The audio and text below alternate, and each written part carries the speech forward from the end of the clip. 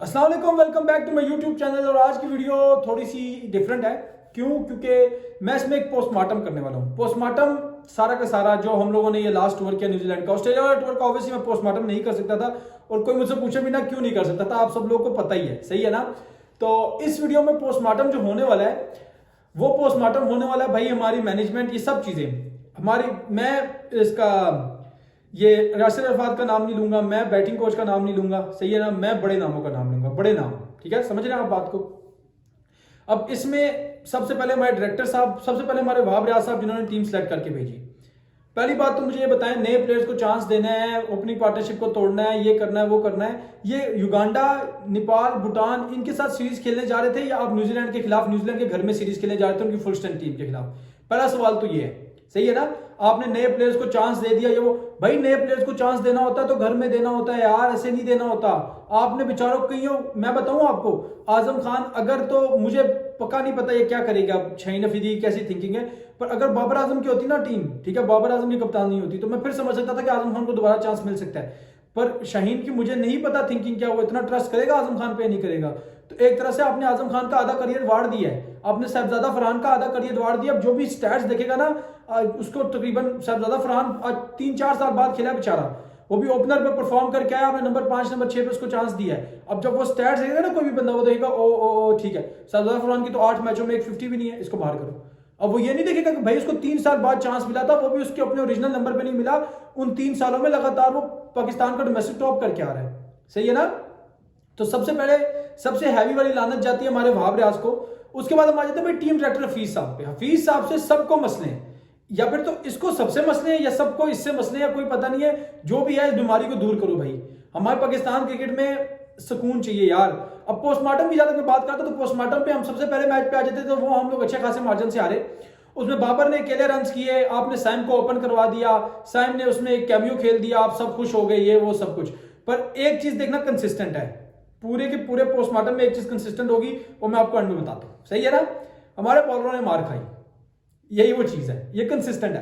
पहले मैच में हमारे बॉलर मार खाते हैं, हम उनको रिकवर करने जाते हैं, हम फंस जाते हैं, सही है ना, हमारी बैटिंग फंस जाती है। ऑब्वियसली यार 227 चेज करना एक किसी के बस की बात नहीं है। सारे बाबर में ब्लेम कर रहे थे, पर ये देखो ना, सारे बाबर और कोहली को कंपेयर करते हैं, मैं कंपैरिजन के हक में नहीं हूं बिल्कुल भी। आप ये चेक करो, कोहली ने 160 चेज किया था, 7 पांड्या खड़ा हुआ था, पांड्या ने 40 किया था, कोहली ने 80 किया था, ठीक है। अब इसी एंड पे आ जाओ तो बाबर, मैं कंपेयर बिल्कुल भी नहीं कर रहा, सही है ना, मैं सिंपल से आपको फैक्ट्स बता रहा हूं। बाबर के साथ कौन था, ठीक है, और बाबर अगर कर भी लेता तो कितना कर लेता। जो दूसरा वाला मैच है, यहां से डायरेक्ट दूसरे मैच पे जंप मारे थे बॉलर्स हमारे, फिर से मार खाते हैं, एंड में जाके कोई थोड़ी सी बेहतरी हो जाती है, आमिर जमाल कमबैक करवाते हैं, चौथे मैच में आमिर जमाल को बिठा देते हैं, वो हम लोग बहुत ही समझदार है, देखे क्या करते हैं।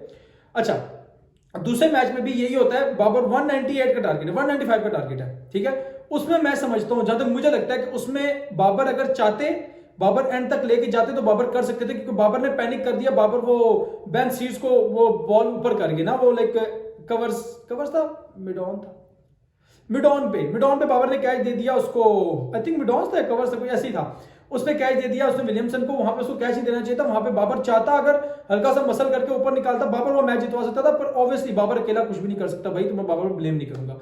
तीसरे मैच पे आ जाते हैं हम। तीसरे मैच में फिर से हमारी टीम कुत्तों की तरह मार खाती है, फिर से हमारे बॉलर्स पिटते हैं। ये चीज देखिए कंसिस्टेंट है, 3 मैचों में लगातार हमारे 3 मैचों में लगातार हमारे बॉलर्स पिटे हैं, ये बात मैंने की है, ठीक है ना। तो ये सबसे बड़ा मसला हमारे क्या बने हुए हैं, बॉलर्स।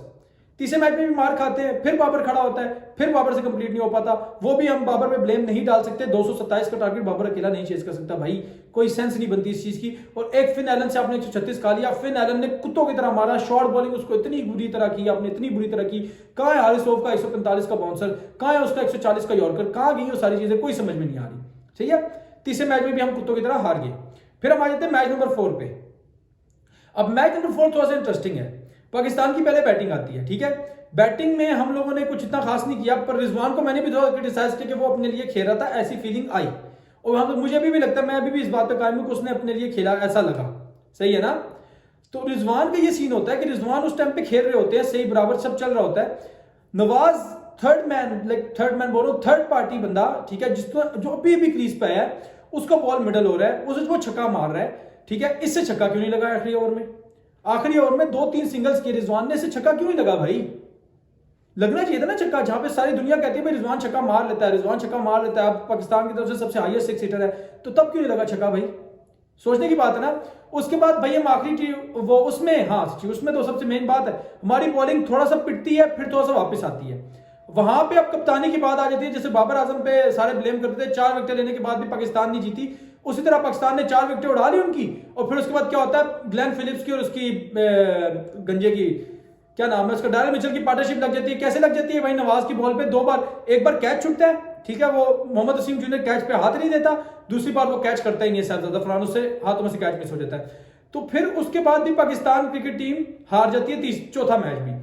फिर 5वें मैच में कहीं गलती से इफ्तिखार को शाहीन अफरीदी का अकल काम कर देता है, स्पिनिंग पिच थी, स्पिनिंग क्या पिच थी, वो अजीब सी पिच थी, वन इवन बाउंस, कभी बॉल ऊपर जा रहा है कभी नीचे आ रहा है। उसमें मैंने बाबर की सबसे वर्स्ट इनिंग देखी, जो साफ बात है भाई, मैं बाबर का बहुत बड़ा फैन हूं, पर वो इनिंग वाहिद इनिंग थी जिसमें मैंने देखा बाबर आजम टोटल बेबस दिखे। उसके बाद भाई आखिरी मैच में जो इफ्तिखार ने बॉलिंग की करके हमें मैच जितवा दिया। ये था सारा का सारा टूर, जिसका पोस्टमार्टम मैंने करके बता दिया आपको। पोस्टमार्टम में एक चीज पक्की है जो कि होता रहा कि यार अजान हो रही है यार, अजान के बाद बल्कि कंप्लीट कर देता हूं आखिरी 2 बातें। तो